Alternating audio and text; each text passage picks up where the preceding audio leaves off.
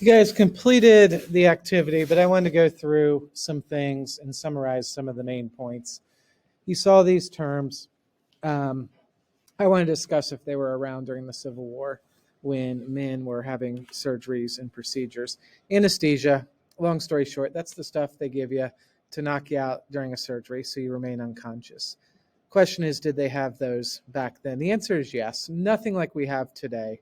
Here were some of the different, excuse me, some of the different options they had. Chloroform was probably the best thing they had. Chloroform was a liquid, and what they would do is they would soak a rag with it and they put it over your nose and your mouth and you'd breathe it in. It would knock you out. The question with chloroform, though, is how long were you going to stay unconscious for? Were you going to wake up in the middle of the surgery, which was common? Or if they gave you too much, it could lead to other issues and possibly death. Sometimes these weren't always available, so they would give you alcohol ahead of time, bourbon and whiskey, and hopefully you passed out during the surgery. But again, there's nothing scientific with this. How long you're going to stay under is anyone's guess. Antiseptics are things used to clean cuts. Think when you were a little kid and you're riding your bike and you fell off the bike and you got a little boo-boo on your knee and it was bleeding and you went in and your mom put hydrogen peroxide on it and it stung. Well, hydrogen peroxide or something similar to that, it cleans a wound. And for something like a knee scrape, that's not that big of a deal if it gets infected. But if you had an amputation and they don't have ways to treat that and to clean that wound, that could lead to death. Long story short, they did not have antiseptics back then.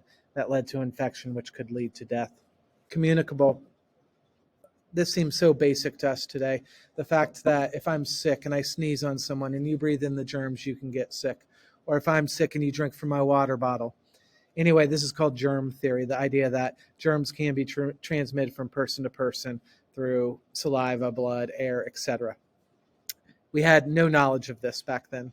And what this meant is doctors that were performing surgeries, after you get done with one surgery, you wouldn't clean off your hands. You'd have blood all over them. Your instruments would have blood all over them. And you go on to the next guy. And then you go on to the next guy. And pretty soon, at the end of the day, you might have done 10 surgeries. And if the first person had a disease, that's on the doctor's hands, and that's getting spread down the line. There were Civil War surgeons. However, surgeons, based on our standards today, had very little training when compared to today's standards. Most doctors didn't even go to medical school. The Army trained them as much as they can. I'm not saying they were doing a bad job. They just weren't what we would consider to be surgeons today. So they showed some of this in the video on part 5. These were your common surgeon tools. Don't ask me how this one works. This is a device for pulling out teeth.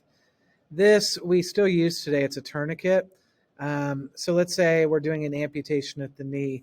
What you would do if you were looking at my cursor, this fabric piece, you would wrap around above the knee and you'd wrap it really tight. And then this thing has basically a handle and you start cranking it, which will tighten this.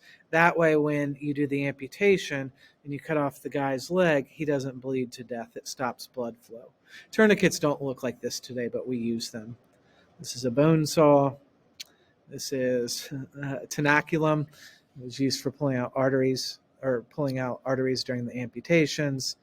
And like I said, if you were lucky and everything went right, you got chloroform and they gave you just the right amount. To summarize, weapons technology was changing. You saw this in part 1 and 2. Guns were getting more powerful. They had greater ranges. Soldiers could load them up quicker. So weapons technology was improving or going up, but medical technology was virtually staying the same. Had no knowledge of communicable diseases. There was no cleanliness during surgery. Antiseptics were not around. And I think this stat explains it the best. So let's say a Civil War soldier has a knee, above the knee amputation. And then 50 years later in World War I, another soldier has the exact same operation. Nothing's different. The Civil War soldier has an 8 times greater chance of dying because of the lack of antiseptics or knowledge of communicable diseases. And in the end, during the Civil War, 640,000 people died.